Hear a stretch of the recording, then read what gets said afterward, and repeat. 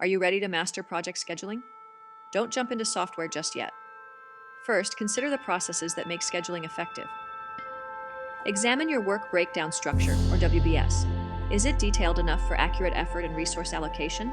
Break down work packages further if needed.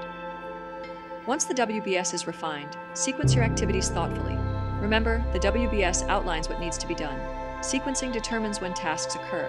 Now, map out the order of work. And crucially, involve your team in the process for best results. Even if you use a template for your schedule, you still want to ensure everything is correct, that the flow of the work has been accurately captured. If your team members have already created estimates, great. Add them. If not, do not make up estimates for your team. Ask them about the work and how long that work will take. Ask them about the resources that will be needed.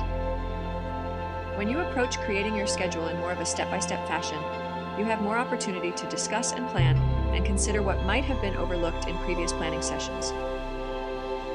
By defining the activities and sequencing them, creating the best estimates, and understanding your resource needs, you are most likely to create the most accurate schedule.